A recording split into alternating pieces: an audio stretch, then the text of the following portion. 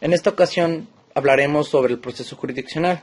Este lo podemos entender como, primero, desarrollando lo que es el proceso. El proceso lo podemos entender como es el escenario en donde se van a hablar todas las expectativas sobre un litigio o un fenómeno social que se va a hablar de alguna determinada cosa o demanda.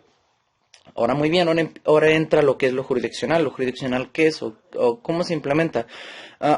Básicamente es la unión en donde participan los órganos del Estado. En ella pueden ser independientes o autónomos de cualquier índole. Y estas lo que tratan es favorecer todos sus actos que puedan emitir alguna decisión sobre una sentencia. Más que nada, para ponerlo más en juego o en unos ejemplos, podemos decir, por ejemplo, en materia penal. En materia penal estamos hablando donde se está poniendo en juego la libertad de una persona, un criminal, lo podemos entender. En materia civil, el patrimonio, el techo de una familia.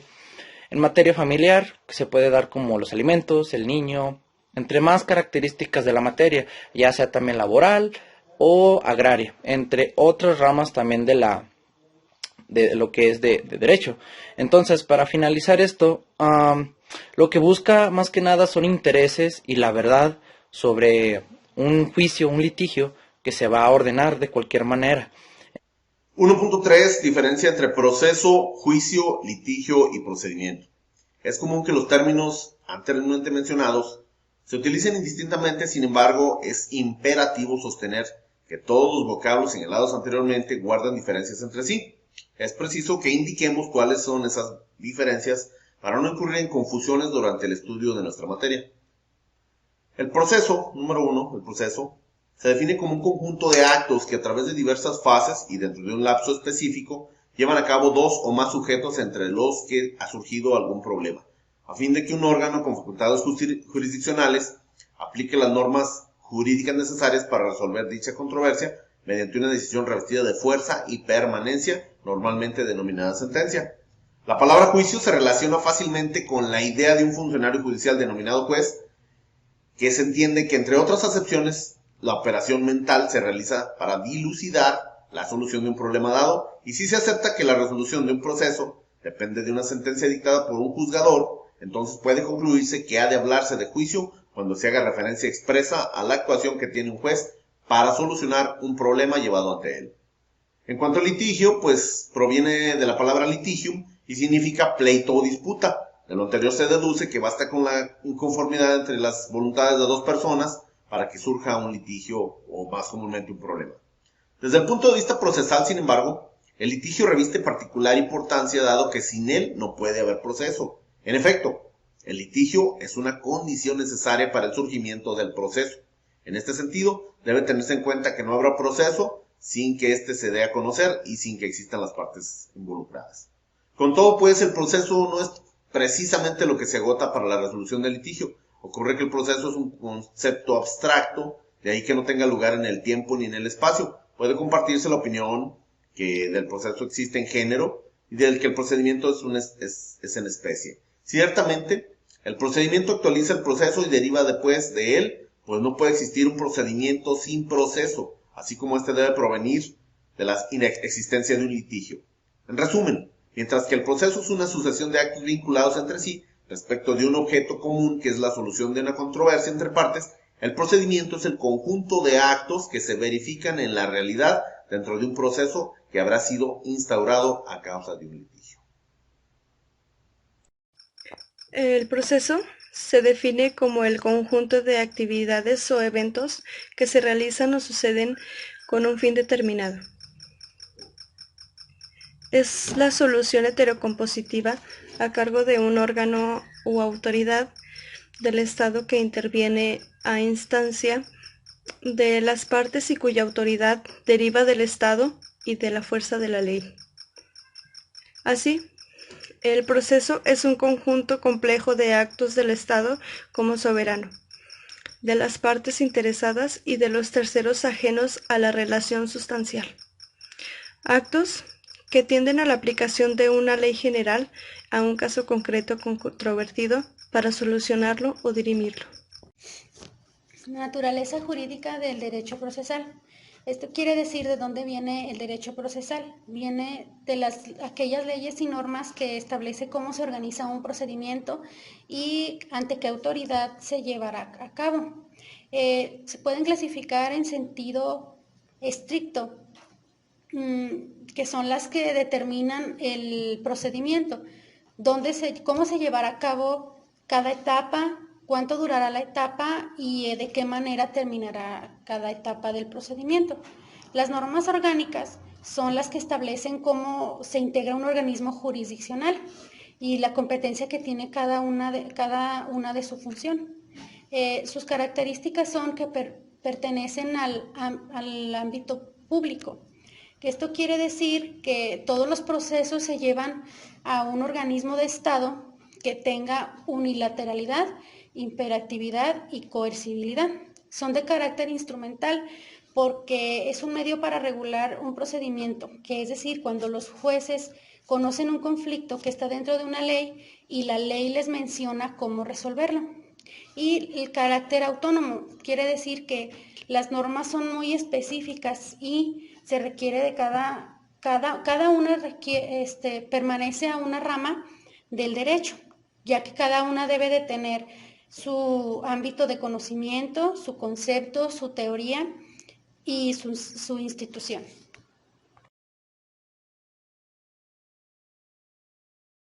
En la evolución histórica del proceso, el proceso ha tenido una formación histórica desde los pueblos primitivos hasta la actualidad, los cuales a su vez se subdividen en tres, que sería el inquisitorio, el dispositivo y el publicista.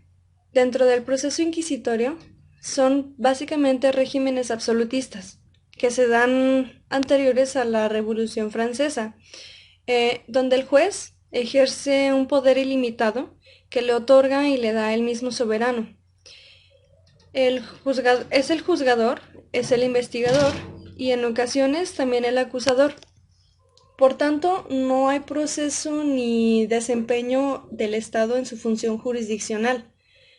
En lo penal, se tiene que presumir la culpabilidad, en donde el acusado tiene que, pues, a su vez, demostrar su inocencia. Esto entraña un amplísimo poder de los órganos del Estado, y dentro de las posibilidades que tiene un particular frente al Estado, pues son prácticamente nulas. O sea, son muy bajas, muy bajas las posibilidades de un particular frente al Estado. El proceso dispositivo nace de la Revolución Francesa, dando inicio a los órganos estatales judiciales. Para todo aquello que está permitido no es prohibido y para lo que está prohibido no es permitido. El Estado solo puede hacer lo que la ley le ordene, así como el juez tiene derecho a ser el espectaculador para verificar que las leyes se lleven a cabo. El juez es también quien se encarga de dictaminar una sentencia, después de determinar quién tiene la razón en ambas partes. El juez también está comprometido a llevar a cabo la igualdad para ambas partes y así existe el derecho de igualdad frente al Estado. Como ya se mencionó anteriormente, el proceso tiene una formación histórica que comprende desde los pueblos primitivos hasta la actualidad. En el proceso publicista se amplían los poderes del Estado y esto es a través de un juez, el cual da un sentido tutelar y proteccionista de las clases débiles. Esto es la socialización del derecho, es el mismo que se manifiesta en la creación de ramas especiales, como vienen siendo el derecho de trabajo y derecho agrario, acentuándose la protección del interés y el orden público y mismo que se acentúa también con el individualismo. En dicho proceso, el juez es quien reivindica los poderes estatales, pero con un sentido proteccionista y tutelar de ciertos intereses de grupo o de clases. El mismo ya no es mero espectador, sino que considera la posición de cada parte con actitud de auxilio hacia el débil o el torpe, al hábil o el poderoso. Todo esto tratando de obtener la verdad material frente a la verdad formal. El juzgador, al aplicar o interpretar las normas procesales, procurará encontrar la verdad material, Esto es la verdad verdadera. Con el proceso publicista se dio la derogación en materia procesal de los principios dispositivos, también de la autonomía de la voluntad y del individualismo, para ponerse del lado de la limitación de la autonomía de la voluntad y tener como tendencia la protección de intereses sociales y colectivos.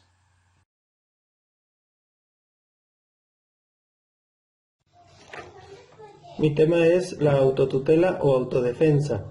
Esta es la imposición de la pretensión propia en perjuicio del interés ajeno. Es un medio de solución muy egoísta, ya que se caracteriza porque una de las partes o ambas intentan resolver el problema de una manera directa.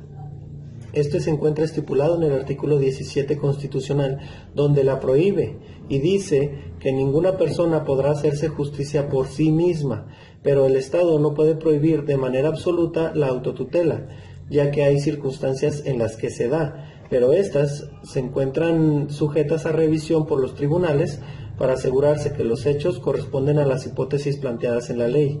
Hay 6 tipos que se pueden dar, que son: como respuesta a un ataque precedente, esto es lo que conocemos como legítima defensa. Otra de ellas es el ejercicio personal o directo de un derecho subjetivo, que es cuando estamos del otro lado. Otro de ellos es el ejercicio de las facultades atribuidas al mando. Este es el que tiene el capitán de un barco para disponer de los bienes que en el mismo haya para salvaguardar las vidas de sus tripulantes. Otro de ellos es el ejercicio de la potestad. En este se encuentran la facultad disciplinaria y la potestad sancionadora, que es con la que cuenta una administración para poder sancionar a sus funcionarios públicos o a cualquier persona que infrinja la ley. Otra de ellas es cuando se da el combate entre las partes enfrentadas, lo que conocemos como el duelo, que este no es un excluyente del delito, solo es un atenuante a la pena por delitos y lesiones y homicidio. Otro de ellos es el medio de presión o coacción. Esto viene siendo una huelga o una suspensión de labores, que se encuentra consignado en el artículo 123 constitucional. Buenos días a todos, mi nombre es Manuel Adolfo Puentes Vázquez.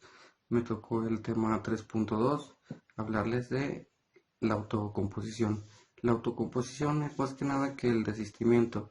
El desistimiento es la renuncia procesal. Tenemos 3 tipos de desistimiento, que puede ser el desistimiento de la demanda, el de la instancia y el desistimiento de la acción. Y el desistimiento se refiere más que nada al desistir o el renunciar a un derecho o un beneficio. Esto puede ser unilateral o bilateral. Esto se refiere a que puede ser por una o ambas partes que están sujetas a un proceso, y es renunciar a la intención que se pretende hacer. En estos tenemos algunos términos jurídicos. Tenemos, por ejemplo, el perdón del ofendido, que es cuando el ofendido renuncia al seguir con un proceso y otorgarle el perdón a la persona que lo ofende. Esto mientras cuando no exceda 500 cuotas del salario mínimo. El allanamiento es someterse a la petición del demandante y aceptar todos sus puntos que le pida. Tenemos el otro ejemplo, que sería la transacción, que la transacción sería por medio del juez un acuerdo mutuo que sea equilibrado para ambas partes. Esto puede ser referente para evitar algún futuro proceso. Es más que nada eso, un acuerdo para evitar algún proceso. Es un acuerdo o un convenio jurídico. Heterocomposición es una forma evolucionada de, digamos, para solucionar un conflicto. Esto tiene unas características muy propias, que es la mediación, la conciliación, arbitraje, proceso y Osman. ¿Verdad? La mediación, bueno, obviamente, como su palabra lo dice, se encarga de mediar entre ambas partes para que se pueda llegar a un conflicto, digamos, a un juicio ordinario, por así decirlo, sin necesidad de tener que irse hasta otras instancias. La conciliación también, como su nombre lo dice, un tercero que se encarga de conciliar el problema de uno y del otro, entre ambas partes, para que sea más equitativo, más ecuánime, ¿verdad? Osman, bueno, es una institución que nace en Suecia. Aquí en México, ese tipo de instituciones podríamos llamar que es la CNDH, la Profeco, conciliación y arbitraje en lo laboral, conciliación y arbitraje. Está lo que es el arbitraje también, que también igual es como los árbitros de fútbol. Es el que se encarga de detener, sancionar y espérate, y esto sí y esto no, ¿no? Es el que se encarga de arreglar el conflicto entre ambas partes. Y está lo que es el proceso. Ya el proceso, digamos que es la solución de todo el conflicto. Ya es cuando se lleva el proceso, es todo lo que pasó para llegar a darle solución al conflicto.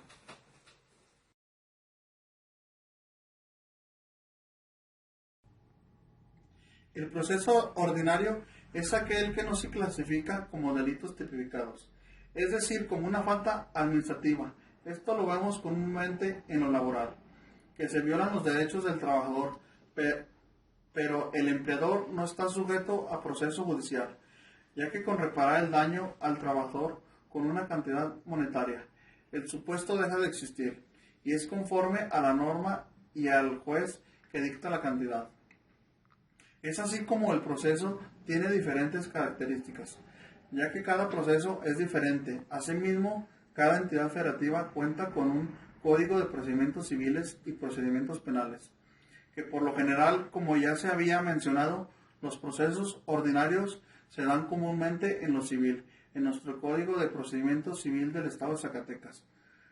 Lo encontramos en el artículo 487, que con su apartado número 2 dice aquellas por las que la ley determine de manera expresa esta vía. En lo laboral suele haber proceso penal, si el empleador se deshace de sus bienes para no pagar la indemnización que se le imputa. Sumario. Es una etapa del proceso penal anterior al juicio, en el cual se realiza la investigación judicial de un delito y de la persona responsable del mismo. En el artículo 497, 498 y 499 del Código de Procedimientos Civiles para el Estado de Zacatecas indica en qué casos se da este tipo de juicios. El artículo 497 dice las demandas que surjan sobre contratos de arrendamiento o alquiler. El artículo 498, el procedimiento del juicio sumario se ajustará a las reglas establecidas para el ordinario. El artículo 499, las apelaciones solo procederán en efecto devolutivo. El juicio sumario es un procedimiento especial que procede cuando lo señala la ley. Una de sus principales características es la de ser breve y concentrado. De acuerdo al Código de Procedimientos Civiles, es extraordinario. El legislador contempla 4 fórmulas para indicar qué acción debe someterse al procedimiento sumario. 1. Se ordene proceder sumatoriamente. 2. Breve y sumatoriamente. 3. Otorga forma análoga a las anteriores. 4. En los casos especiales que señale la ley como servidumbre, honorarios, juicios de declaraciones, etc. El procedimiento debe cumplir con los requisitos propios al artículo 254 del Código de Procedimiento Civil y la demanda debe de ser escrita. Clasificación del proceso oral.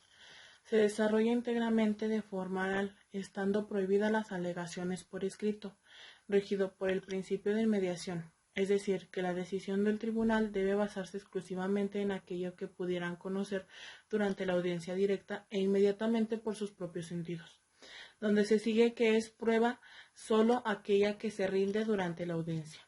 Es un proceso puramente oral, solamente tendría sentido hablar dentro de un enfoque histórico, es decir, en algunas épocas de la humanidad hubo procesos puramente orales, sobre todo los procesos primitivos como el llamado de Salomón.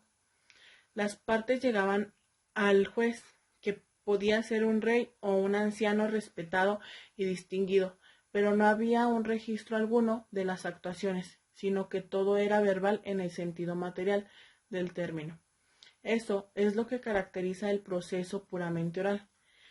Tiene más importancia histórica que práctica, ya que este tipo de procesos casi ya no existen. Ahora cualquier tipo de proceso lleva alguna clase de registro escrito.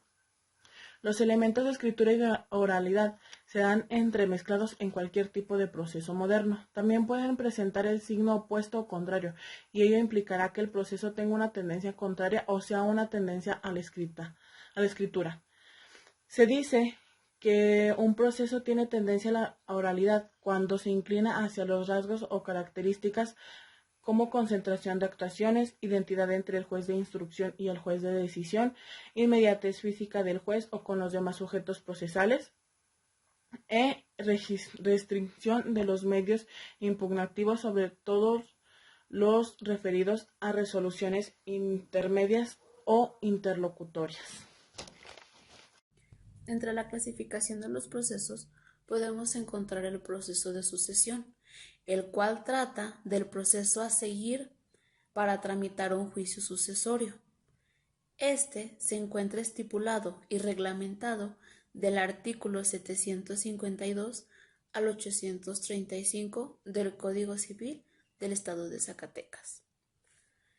Entre los principales ejemplos de sucesión podemos encontrar la sucesión testamentaria, en la cual se rige la manifestación expresa del autor de la herencia, el cual oportunamente realizó un testamento legal, legítimo y válido ante las autoridades y ante cualquier juez. Otro ejemplo de caso sucesorio sería la sucesión legítima. En este, el causante no ha tenido la oportunidad de realizar de manera expresa o escrita su última voluntad de manera material, entonces no tiene una validez oficial, solamente se persigue o se puede realizar de otro tipo de manera. Para hablar de los procesos voluntarios, el Código de Procedimientos Civiles para el Estado de Zacatecas, en el título 8, nos dice que son aquellos en los que por disposición de ley o por solicitud de algún interesado requiere la intervención del juez sin tener que recurrir a ningún litigio. Esto será cuando es necesario demostrar hechos que han producido efectos jurídicos sin perjudicar a las personas. También regula las situaciones jurídicas en casos donde existe incertidumbre. Cuando se promueve el procedimiento voluntario, se formulará la demanda inicial y se determinarán los elementos que se harán valer. El Ministerio Público se oirá solo en los casos cuando la solicitud afecte los intereses públicos, cuando se refiera a un menor incapacitado o alguno de sus bienes, de igual manera que a una persona ausente, o si el juez considera necesario o lo pide alguna de las partes, o si así lo dispone la ley. Si es necesaria la audiencia de una persona, se le citará conforme a derecho y se le dará a conocer la fecha para recibir información o alguna de las pruebas. Una vez que se reciba la demanda, el juez tendrá que examinarla y si no hay oposición, el juez aprobará la información y se expedirá una copia certificada para la persona que así lo pida.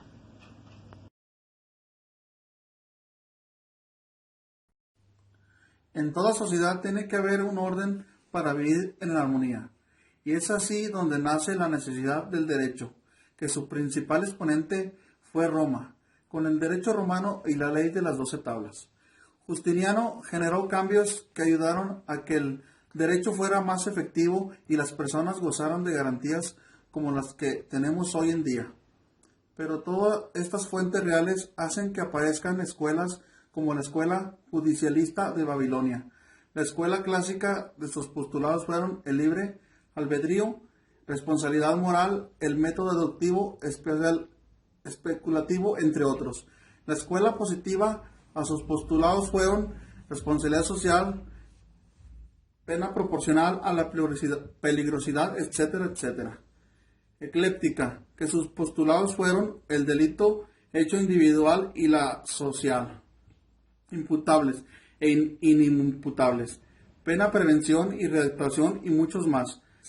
Todas estas escuelas forman parte de las fuentes formales del derecho que han sido fundamentales para tener garantías y derechos en nuestra sociedad. Asimismo, en México nace el derecho agrario gracias a las necesidades del campesino, que al no existir dicho derecho se levantan en armas, y después de la Revolución Mexicana es cuando aparece el derecho agrario, que cuenta con 200 artículos y se llama Ley Agraria. Es así como gracias a las fuentes formales se hace más efectivo el derecho, y es por eso que vivimos en un estado de derecho con garantías y normas que garantizan una sociedad ordenada y equitativa, ya que el derecho es para todos por igual. Mi nombre es Elena Eliseth Cabral Rocha. Me tocó hablar un poco sobre lo que son las fuentes formales del derecho procesal. Esto es el enfoque de la creación jurídica de las normas, la mecánica de creación estructural de las normas e instituciones jurídicas. Es el estudio de las formas de creación de las normas jurídicas para averiguar cómo son formalmente válidas y vigentes. Esto es, su procedimiento de creación para llegar a ser válida y vigente. Las fuentes formales son lo que es la legislación, la costumbre, la jurisprudencia, el reglamento y la circular. La legislación es el proceso de su creación que debe seguir ciertos procedimientos. Ya son la iniciativa, discusión, aprobación, sanción, promulgación y publicación. La costumbre es la observación espontánea por un grupo social de determinadas conductas que el grupo considera obligatorias. La jurisprudencia es reiteración de criterios jurisdiccionales, las resoluciones de tribunales que se reiteran en 5 ocasiones, no interrumpidas por otras en contrario. El reglamento, de la misma naturaleza del acto legislativo, pero de menor jerarquía que de la ley. La circular, simple comunicación escrita, interpretada en los textos de los reglamentos o las leyes. El juicio político es un proceso para juzgar a un funcionario público por actos u omisiones que perjudiquen los intereses públicos. La estructura constitucional del proceso jurisdiccional, el derecho procesal constitucional se encarga de solucionar conflictos sobre la interpretación y aplicación de las normas constitucionales. Existen 4 tipos de procesos constitucionales.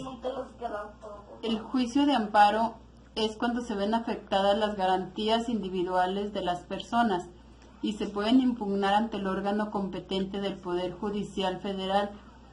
El amparo cumple 5 funciones. Amparo libertad. Es para la tutela de la libertad personal. El amparo contra leyes es para combatir leyes, tratados y reglamentos inconstitucionales. El amparo casación es un medio de impugnación de las sentencias que ponen término a los juicios.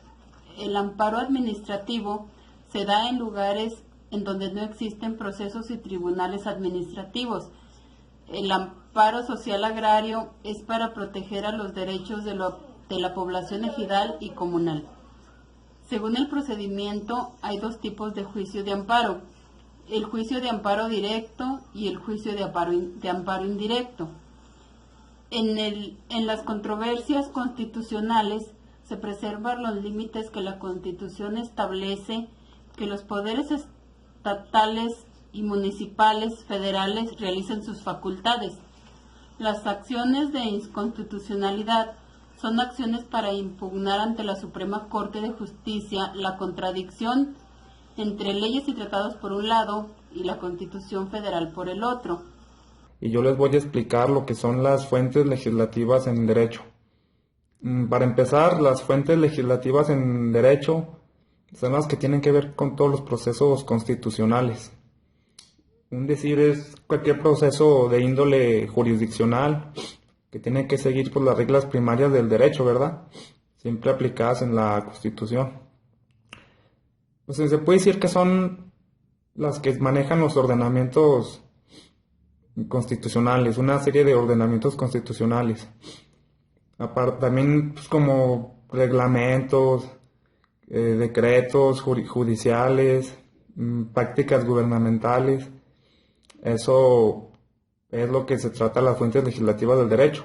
¿Dónde las podemos aplicar? Estas las podemos aplicar como cuando tienes tú algún digamos, supuesto que tenga que ver con la Constitución o con tratados de esa índole, pues es donde se puede aplicar este tipo de fuente legislativa, ¿verdad? Pero como siempre basándonos en derecho. Así es como yo entiendo lo que son las fuentes legislativas del derecho. Y pues de antemano les agradezco de haberme escuchado y sería todo de mi parte.